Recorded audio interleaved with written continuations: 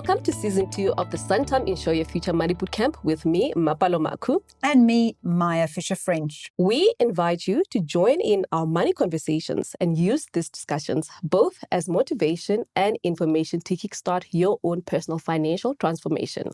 Now, over the last 3 months, we've covered a range of topics from budgeting, taxes, and even owning your own home. But today, we're shifting gears and we're going to be talking about disability. This is something equally as important because it's a topic that doesn't get enough attention, and it is having such a huge impact on someone's financial security. Whether it's understanding the cost of living with a disability, the tax deductions available, or even planning and making sure you have protection in place, it is about protecting both your income and your future. Absolutely, Maya. And we have today a very special guest, Nonhlanhla Bakasa.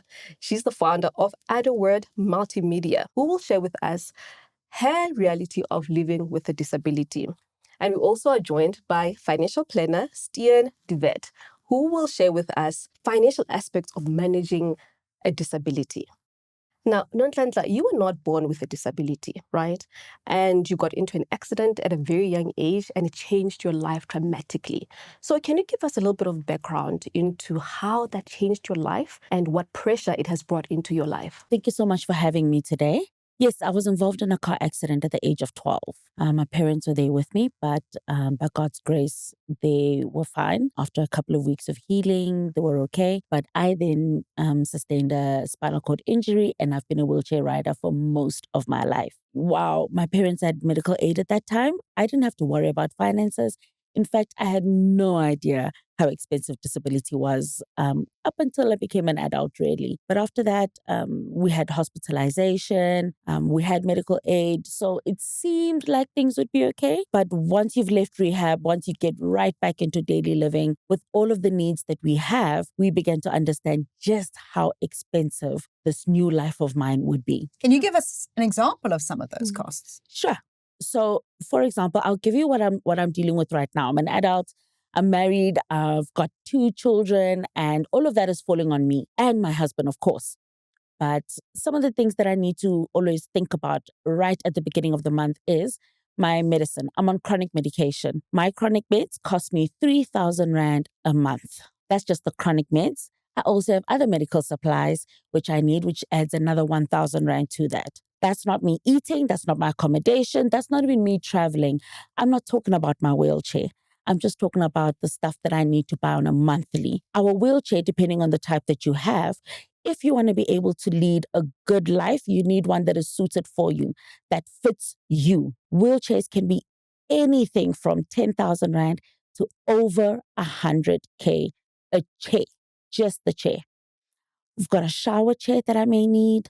Transportation is more expensive for me. Getting to work is more expensive for me. And you know what, Nonhlanhla, I was working with NCDP. That's how I got to realize just the massive challenges that someone living with a disability faces. Because we'll do these workshops, Maya, where we're talking about personal finance. And before the workshop itself, we would have to find transportation for people living with a disability to come to the workshop. We'd have to get someone who's an interpreter too, even. And so for me, it showed me just the need to have this conversation around disability, around illness. And now you are bringing such a fresh perspective to see just the challenges of someone living with a disability. I mean, if you can allow me, I'll try and explain why transportation is such a big problem. Public transportation is not accessible at all. But let's just say a taxi driver decided to stop on the road for me. It means I have to pay for myself and my wheelchair. So me and my neighbor from Kokasi could be saying that we need to go to work in Randburg and we're both going to use the same taxi. It costs me double daily to do so. What about somebody with a visual impairment who uses a guide dog? Will they even be allowed in a taxi, in a bus? It's extremely difficult. E-hailing services, now they're making them accessible. But guess what? There's assist costs additional more. cost. I mean, Stian, I want to bring you in here because this is obviously in your line of work. You must come across people who have experienced a disability or even a medical diagnosis. And what are some of the costs that you see that people may not even be aware of? So Maya, I think one of the things that we've seen in our experience dealing with clients, in the case they get into an accident or something like that, is we've seen now that some doctors charge up to 800% of medical aid rates for certain procedures. So, the medical aid, the medical expenses, just getting into, if you experience a disability or that life-threatening situation you're in, and then afterwards, obviously, you sit with a lot of things like what Nonhlanhla has spoken about in your house. Just changing your shower or changing putting rail guards up, putting ramps up in your house, making your house adjustable. And maybe you live in a double story. It might mean you need to sell your property, pay those commissions, pay transfer duties again, going to a smaller property or a better property suitable for your situation. Then you sit with a lot of other additional costs, like you said, your medical aid cost, all that type of stuff. I think the other thing that's very important is you might have caregivers to take care of you. Like you said, Nonhlanhla, up to 4 caregivers. That's very expensive. And if you're in a situation where you might be the breadwinner and something happens to your spouse in that scenario, there's additional cost. Who's going to look after the kids? Who's going to make sure your life and your lifestyle can get going? And then obviously you sit with physio, occupational therapy bills. That might even come in if someone is bedridden for a while. All those type of expenses add up to your monthly bill. And sometimes even the cost of seeing a psychologist, because I can imagine it has such a mental health impact on you. Yeah. And I think the frustrating thing, of course, in South Africa is we do this all on our own. Yeah. Yes. No, I was actually relating before we started this conversation, having been to the UK to visit my brother and seeing these, I was out at an event and there were all these people in wheelchairs. I love the way you called a wheelchair rider, right? Yes, Love that phrase. And I was like, wow, there's a lot of people in London in wheelchairs. And I suddenly realized that the reason they were there was because they could get out, because it was accessible. And there was just so much more support. In South Africa, we don't have that. Yes. I mean, you were in a car accident, so there was the road accident fund. What has your experience been with that? Look, it isn't all great. Firstly, it takes years.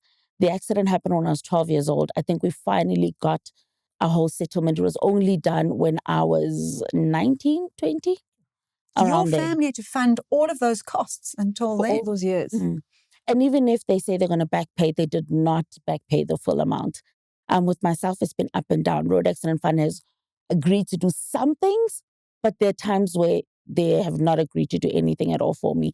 And if they do, it's a fight. It's a mentally exhausting fight. It's an emotionally exhausting fight. And it's a scary fight because the things that we are asking for, the things that we need to pay for are things that are keeping us alive. If I do not have my chronic medication, then I can catch an infection. I can have a friend of mine that I know has got a baclofen pump in her body. So I've got air being pumped into my body. If I do not get the service anytime soon, I could just be waiting for my day to go. So it's difficult. Yeah. And I have a friend of mine who also got into a car accident and became a wheelchair rider. And for her, that adjustment, even at university, I know even universities are trying to make way, but even then it was completely difficult. And she ended up finishing her studies with UNISA because of that. Yes. So it limits what access you have just to Exactly. something as simple as university. Talking about cars, one of our clients, she was in an accident as well. And the expenses on a car, because now you have to get your wheelchair out of the car, it damages the car. So actually a reduction in your value of your car when you want to trade it in, we don't even keep that into account. Oh, man. That is so true. And there's no running away from it. I can't decide that I want to stay at home and I don't want to move. I don't want to be transported to any space. And even if we go away from the public transport situation, I love what you're talking about. I have to adapt my car. So I've got a car and I was fortunate that I was able to get a car. But I can't just buy a car and jump in and start riding. It needs to be adapted. How much do those adaptations cost? And who's covering it? So we know that there's very little government support. We know that the road accident fund is a nightmare to get anything out of. But Stian, are there any tax deductions that you qualify for if you are a person with disabilities. Yeah. Or even, for example, someone with autism, because I've had quite a lot of moms, for That would example, be a who say- mental, whether it's mental, Exactly. physical. Yeah. Unfortunately, certain things like autism isn't really covered. There's a list of disabilities that's covered. Obviously, you have to apply via a tax directive from SARS, a tax application. If it's a permanent disability, that's tax application that is valid for about 10 years. Otherwise, if it's a temporary position, it's an annual renewal. And yes, you get some tax deductions on that, some up to 33% of your medical aid contributions and certain expenses. But remember, it's all your direct costs related directly to that expense. You can't now go and say, okay, I want to buy a pit bull to take care of my child because she has a disability. They're not going to pay for that. And then also the other thing to keep in mind is all those disability expenses, unfortunately, they're only limited to a certain amount of expenses that you can cover. It's not at infinite, unlimited. Sure. And Nonhlanhla, what has been your experience with perhaps claiming or, looking at these rebates? Have you applied for them and has it worked?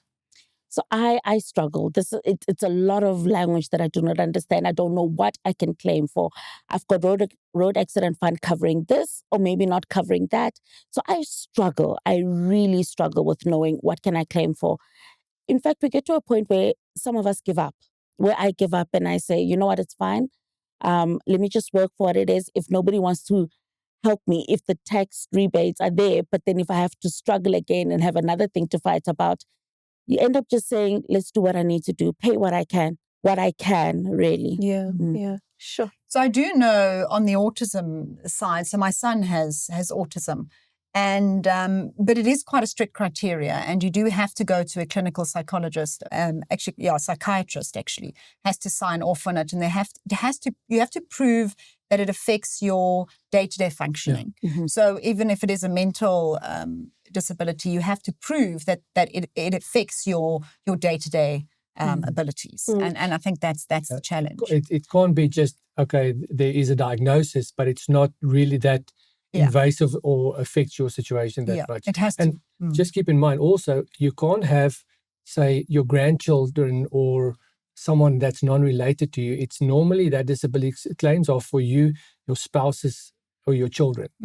So keep that in mind. So you can't just say, I'm taking care of someone, so I'm going to put them, adopt them, but not go through the legal process. I'm financially responsible for this person. That doesn't matter. No. Yes. Yeah. And I think I love what you said there, that the language even around the rebates, claiming, where people just give up because I don't understand.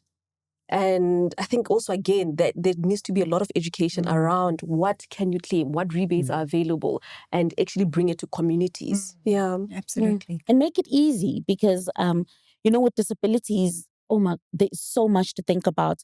What about somebody with an intellectual disability? Will they be able to understand all these steps? What do they do? Who's there to help them through the language, through the steps, also getting to the places that you have to get to? Now you have to think about the fact that I need to get into a car. I need to get transported to my nearest wherever so that I can get that full report. There's a cost to every one of And these there's a things. cost to getting the psychiatrist to fill in the document. So even you have to have a cost to be able to claim. It is never ever ending. And I certainly having raised a child that needed special needs schools and all the rest of it, it just, it definitely had an impact on my retirement fund. I can tell you that much. But Stian, we've been talking a lot about the costs, obviously. Yep. Now, you were 12 years old. It's very unlikely that you had disability cover or income protection cover or anything like that in place at that age. But obviously, these products are on the market. How do you decide if you're sitting with a client, or for me, in Mapelo, we work for ourselves, and there's no company to protect us. How do we decide what cover to put in place? And how do we decide, well, what's the percentage chance of something happening to us versus living till 90 and needing a retirement fund? I always find that a very difficult balance. So disability, I always say to people, depends how much cash you have. And not talk about your monthly income. So I'm going to use an example. If we do a calculation and we say, for someone, your life expectancy is X, and you need, argumentatively, to have your amount of income needed, you need 10 million Rand, as an example, to cover you for the rest of your life. if you have the cash, you don't have to worry about disability or cover, because insurance is actually just there to cover your cash. Now, most people are unfortunately not in that position. So then you go and say, okay, there's different types of disability. You have what let's call it your monthly disabilities. There's there's the temporary disability. So for instance, if you are sick for 6 months or a year, and that's a cheaper product. So you might have that. You might have what we call a temporary or permanent disability that goes up to 60, 65. As a matter of fact, certain insurance now, they cover it for the whole of your life. And it's very similar in price to a 65-year limit priced. Then also, if you're self-employed, you have a business, then you can look at what we call business overhead protection cover, where it covers the expenses for your staff and for your business. Because the problem is, you might be okay if something happens to you, but who's going to take care of your staff? 6 months down the line, a year down the line, you come back from your temporary disability and your business is gone because there was no one to take care of it. And then I think one other thing that's very important is a lump sum disability. Now, why would someone want lump sum? I normally say that is for things like your bond or any debt, or if you have to do something around your house to renovate your house or do something around your house to cover all of those expenses. Now, Stian, now we're talking about the cover itself. What about someone who is employed and does have group risk benefits? Do you kind of look at what it is that you have with your company, or do you just need to go and get those things by yourself? That's also a great question. One of the things that I detest, and I'm going to say, Yes, I love that. is if people go and they sit in front of someone that sells insurance or a broker or financial planner, and that guy says, okay, let's look at your salary and what's the maximum you can get.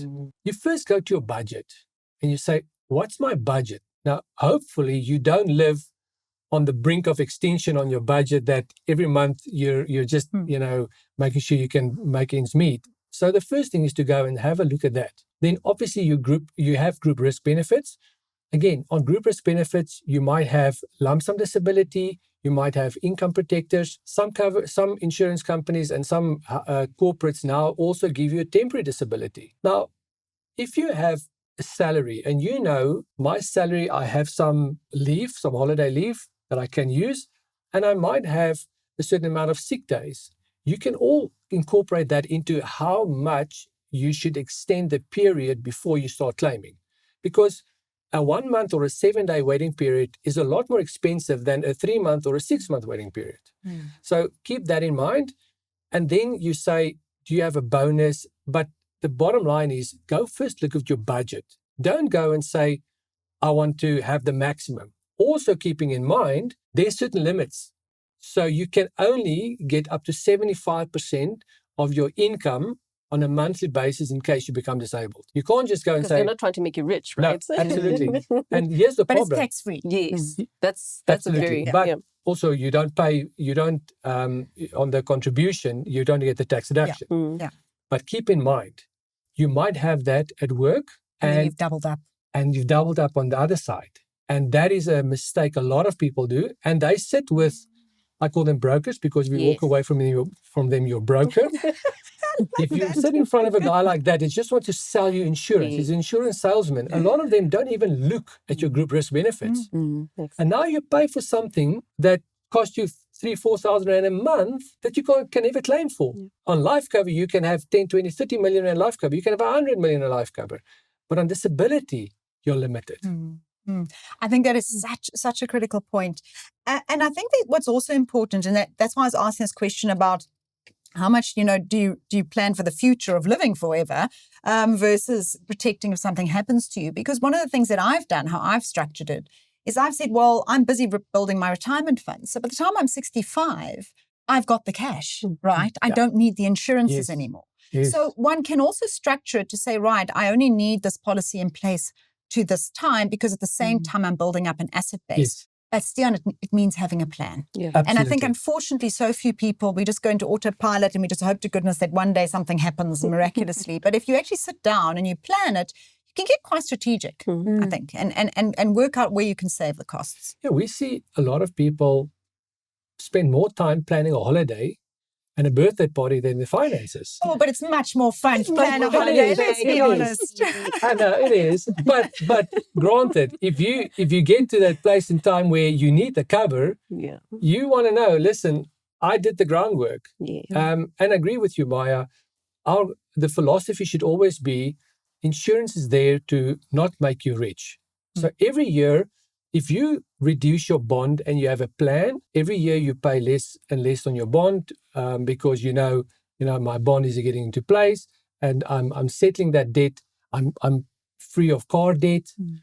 Your children leave house, so all those assumed expenses in case of disability or death is changing every year. So actually, every year, if you do your plan and plan properly, your life insurance and your disability should reduce, not increase. And unfortunately, there are very few insurance companies that they put automatic continuation or contribution increases and benefit increases, because obviously they want to make more money.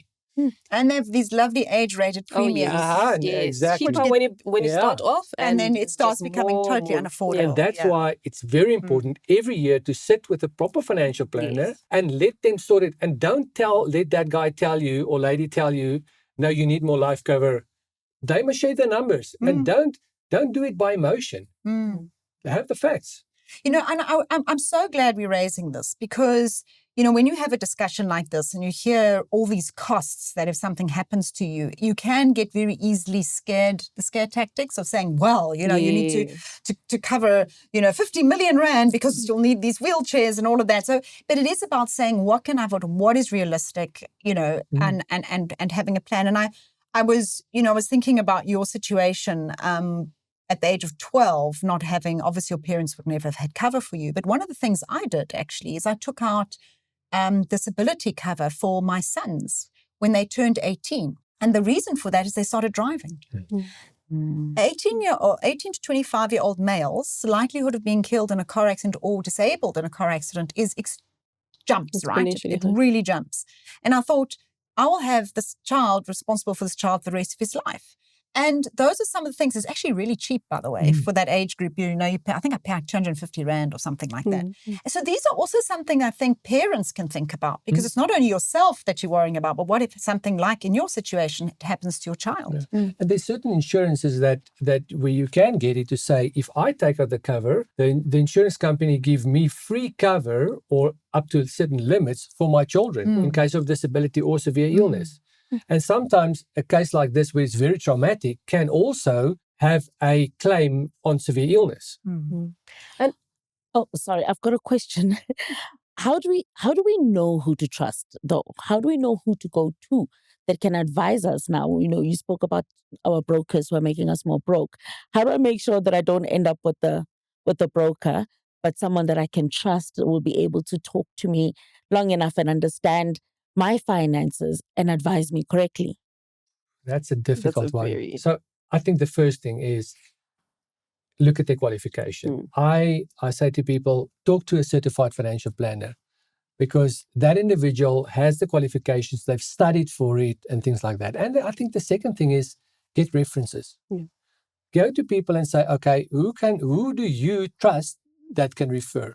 The other thing that I think is very important, especially on disability, is have a team around you. Now, why I'm saying this, part of your team is the maze of doing all your tax returns. Have a proper tax accountant. You don't have to go and have a CA, but have someone that understands disability to assist you in the process.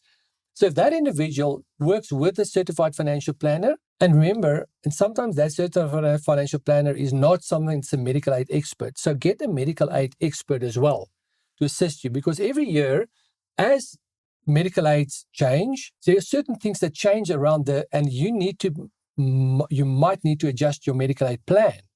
So if you have those people as a team sit with you, and you might even have your banker or a parent or someone sit with you, I think then they keep one another honest. And that's what I like about this, is having other people keep themselves honest, and then you're protected in the whole situation. Mm-hmm. I absolutely love this because, and it reminds me of our podcast that we have touched on all of these topics. We've touched on taxes, we've touched on medical aid, and really just saying have a team around you so that they can become accountable. But I want to play devil's advocate here, Stian. If you are already living with a disability, what are the chances of getting income protection? What are the chances of getting disability? Critical illness cover. We haven't even illness, mentioned yes. that. Yeah. Yes. I don't have an answer to that, but what I can say in our experience, it depends what type of disability it is. We've had scenarios where people apply for certain disabilities or for certain cover, and they might have a certain disability, and the insurance company excludes that disability.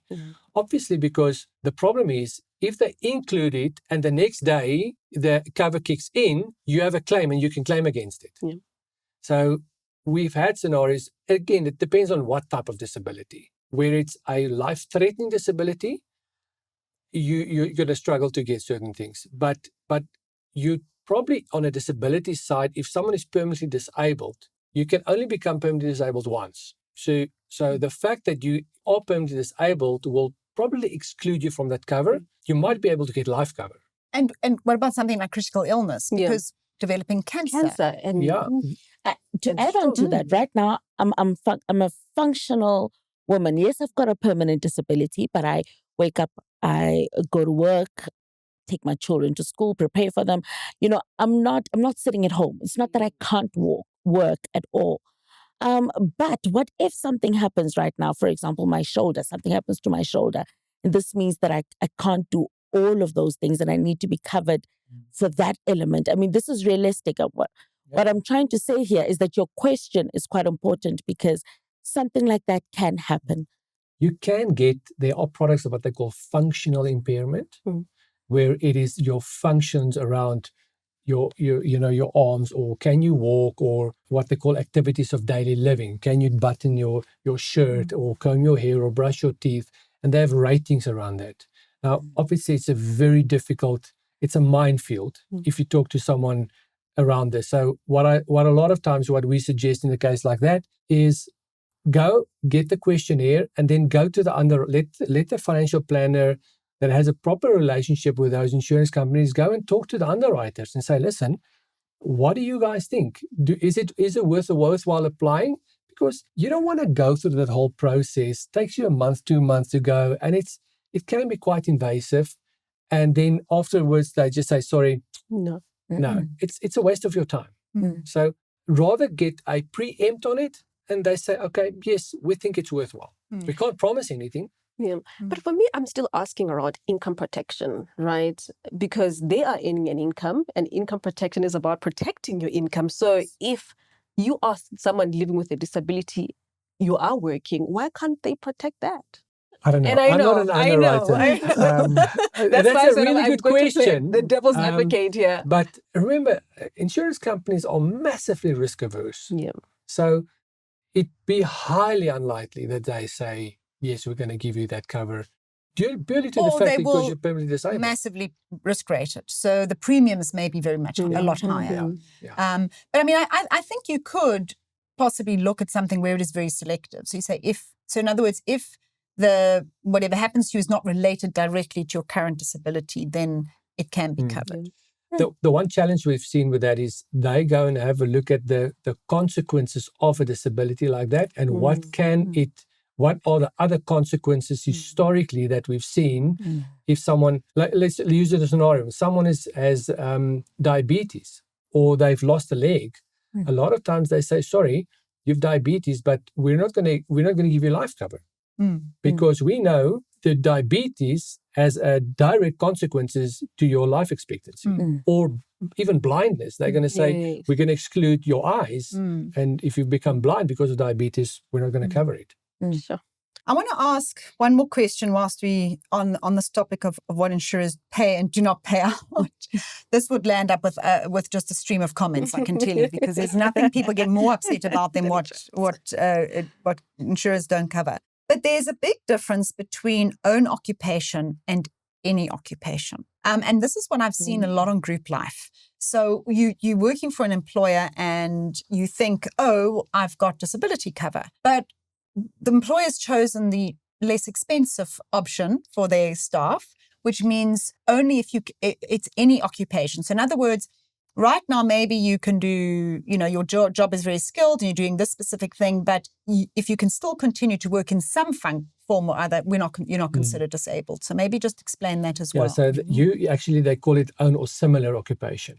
So the one is an own occupation, the other is an own or similar. So for instance, we've had a scenario where this guy was a vet and he had own and similar, but this was prior to this changing to own. And when he became disabled, he was in a wheelchair, and they said to him, "Yeah, but you can still lecture, and there's still some other stuff you can do as a vet. So we're only going to pay a portion of the cover and not everything." Luckily, on your personal insurance, most companies have moved away from the own and similar. They most is own occupation. I can't think of anyone that currently offers the own and similar anymore. In a company, yes, Maya, I agree with you. In a company where you have they call it also, it's actually not income disability in your permanent in a job where you have a pension or provident fund with group risk. They call it PHI, permanent health insurance, which is unfortunately not that definitive around the definition, and it's quite a lot more stringent to get that type of cover because they might say to you, yeah, but you can still do this or you can do still this. It's not occupation specific.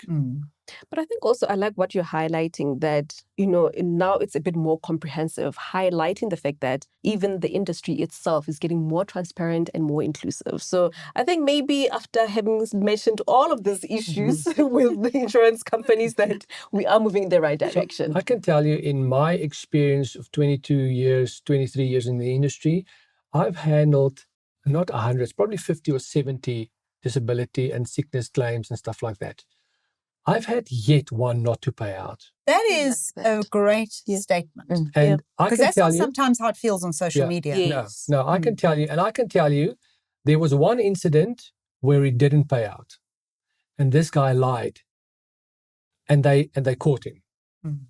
So they cancelled his policy. They actually backdated his premium, said, we're going to give you all your premiums back, but we're not going to cover you. So. But Stian, I also want to make a comment here that your experience is probably because you sold the correct cover to the right people. So yes, but if you go and see a broker and they're selling you something, they don't explain it properly, that's where we're seeing the complaints. I don't think if you've had good advice and you fully understand the product, the right product's been sold to the right person, then you don't have an issue. Totally agree with you. All right, now, Nonhlanhla, what is one piece of money advice you can tell our audience? Of course, looking into your own challenges, what piece of advice would you want to give to people listening right now? I think for me, also living within your means. Understand how much you actually have and what you have has to do for you. And also deciding on what to prioritize. Choose your priorities. My priorities don't have to be the same as the next person. So once I've decided that this is what matters to me, this is where all my finances go, I think that has really helped me a lot. And also, I think also not doing this on my own. You spoke of a big team of professionals, which I liked. I also like the idea of having your partner or your friend or somebody that you trust, whom you're honest with each other. So, for example, with my husband, we sit down for financial decisions, and we're not fighting each other, but we want to make sure that what we're planning to do here is the right thing. So we will critique it to as far as we possibly can until we decide, okay, this is where we're going.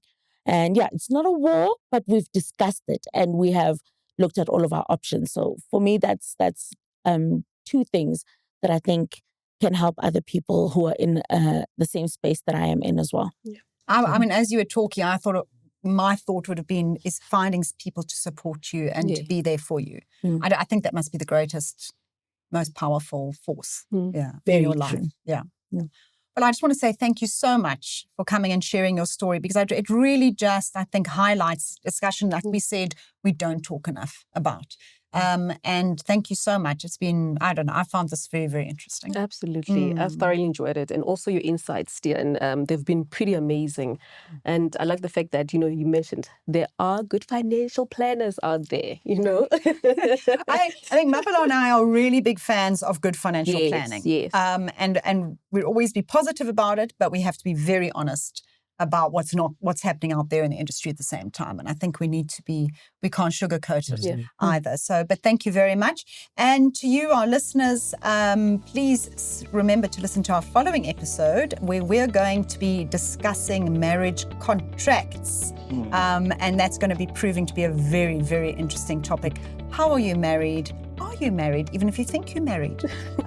So yeah, definitely one to tune into. Thank you.